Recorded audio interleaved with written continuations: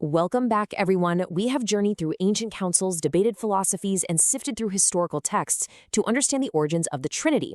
But today, for our final installment, the last piece of this massive puzzle comes from a place you might not expect: a cryptic, ancient prophecy. We're about to connect the dots where history and prophecy seem to collide in a really powerful way. Everything we've covered, every council, every debate, has been building up to this very moment. So let's dive right in and see how an ancient vision might just give us a whole new lens to view not only the past, but maybe, just maybe, our future as well. All right, here's our game plan. First, we're going to tackle a prophetic riddle. Then, we'll do some detective work to unmask a mysterious power it describes. We'll find out why 3 entire kingdoms literally vanished from history and dig into the huge theological battle that was at the heart of it all. And finally, we'll ask the big question: could this ancient conflict actually have an echo in our own time? Okay, so our investigation starts way back in the ancient book of Daniel. The prophet describes this incredible vision, a sequence of world powers, one after the other, but it all leads to this final, terrifying beast that represents a massive shift in how the world works, and it really sets the stage for everything that comes next. So, imagine this. The prophet sees this beast with 10 horns. But then something really strange happens. A new horn, a little horn, starts to grow. And as it rises up, it violently uproots 3 of the original 10. Now, this vision is just packed with symbolism. You've got beasts, you've got horns, and you have this mysterious new power that has to knock others out of the way to get to the top. And that, right there, is the million-dollar question for our whole investigation. Who or what is this little horn? And what does it mean that it ripped 3 other powers up by the roots? You see, this isn't just some dusty old riddle. For a lot of people, this is a genuine historical mystery just waiting to be cracked. So let's start digging for clues. Now, the great thing about this prophecy is that it doesn't just leave us with a riddle. It basically hands us a detailed case file. The text gives us a super specific set of identifiers, 7 of them to be exact. It's like a prophetic checklist. So we can follow these clues, build a profile, and see if any power in history actually fits the description. So let's look at this 7-point profile. First, this power had to show up after the Western Roman Empire fell apart, so sometime after 476 AD. Second, it had to be diverse or different from the other kingdoms. They were purely political, so this one had to be something else, maybe a religious political hybrid. It also had to take down 3 of those other kingdoms to rise to power. Then the clues get into its actions. It would speak against God by claiming divine authority for itself. It would persecute people it considered heretics for centuries, and it would even claim the power to change divine laws. And finally, its reign of supremacy would last for a very specific amount of time. Now here's where it gets really interesting. There's a long-standing idea in prophetic interpretation called the day for a year principle, where 1 prophetic day equals 1 literal year. So this 1,260 days in the prophecy are seen as 1,260 years. And when historians apply this timeline, wow, one power just seems to click into place: the papacy. The timeline is kind of stunning.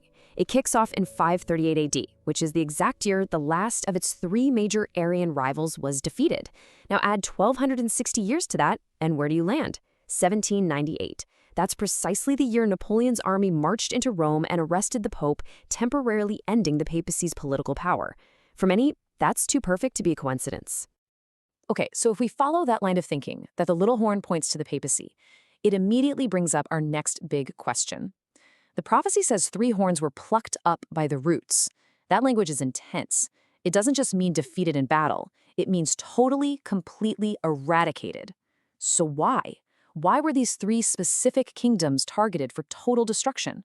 What was the motive? Well, history tells us exactly who they were. They were 3 Germanic tribes that moved in as the Roman Empire was crumbling: the Heruli, the Vandals, and the Ostrogoths. So the really crucial question becomes, what on earth did these 3 very different groups of people have in common that would make them such a huge obstacle to the rising religious and political power of Rome? And it turns out the common thread wasn't really about land or political power. It was all about theology. All 3 of these kingdoms were non-Trinitarian Christians. They followed what's often called an Arian belief. This was a direct contradiction to the Trinity doctrine being solidified in Rome. You see, their faith completely rejected the idea that Rome's bishop had ultimate authority, and that made them a direct threat to the universal church Rome was trying to build. And this really sets the stage for a much, much bigger story. I mean, this wasn't just some small argument over doctrine. This was a fundamental clash between two completely different visions for what Christianity was going to look like in Europe. And the contrast was just stark. On one side, you had the faith of these so-called barbarian kingdoms. It was non-Trinitarian, and they held up Scripture as their one and only authority. But on the other side, you had the emerging Roman system. It was Trinitarian, it was placing church tradition right up there alongside Scripture, and it was more and more using the power of the state to enforce its doctrines. This was a showdown for the very soul of post-Roman Europe. You know, we have this image that these civilized Romans were the moral ones, and the Germanic tribes were just, well, barbarians. But listen to what the famous theologian Augustine said about his own Roman city of Carthage before the Vandals ever showed up. He paints this picture of a society just completely consumed by vice, calling it a furnace of unholy love. Okay, so now listen to what historian Thomas Hodgkin says happened after those non-Trinitarian Vandals conquered that same city.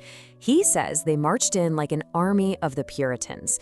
He writes that they rooted out all the prostitution and completely transformed Carthage into a place that was, and this is his phrase, barbarous but moral. I mean, that account just completely flips the script on who the barbarians really were, doesn't it? So this ancient clash over the nature of God and who has the authority to enforce that belief, it feels like it's all in the distant past. But what if the core issues, that intersection of state power and religious doctrine, what if they never really went away? Our investigation is about to jump forward in time to see how these exact same theological fault lines might have popped up again in a very surprising place. So, we're jumping forward in time and clear across the ocean to the United States. And there's this fascinating and honestly little-known piece of legislative history called the Breckinridge Sunday Law Bill. This bill, which was actually introduced in the U.S. Senate in the late 1800s, creates a direct, explicit, legal link between the civil observance of Sunday and, you guessed it, the doctrine of the Trinity. Now, you need to listen closely to the penalties this proposed law laid out for just disagreeing with a doctrine. For denying the Trinity, a first offense was having your tongue bored through with a hot iron. A second offense, you'd be branded on the forehead. And for a third offense, the penalty was death. I mean, these are just shockingly brutal punishments for a matter of personal belief, and they were proposed right there in the U.S. Senate. And here's the detail that might just give you chills. While the colonial-era Maryland law this bill was based on was never enforced nationally, it was also never formally repealed. It's still on the state statute books, a dormant but technically existing piece of legislation. It's a historical precedent for making the Trinity doctrine a matter of state law, tied directly to the observance of Sunday. And look, this connection isn't just buried in some old legal documents. It's stated explicitly in religious texts. The Douay Catechism from way back in 1649 calls Sunday a day dedicated to the honor of the Most Holy Trinity. And modern Catholic websites say the exact same thing, which shows that this link between Sunday and the Trinity is very intentional and has been for a long, long time. This commentary was written when that bill was being debated over a century ago. It shows that people even back then saw the potential pattern forming.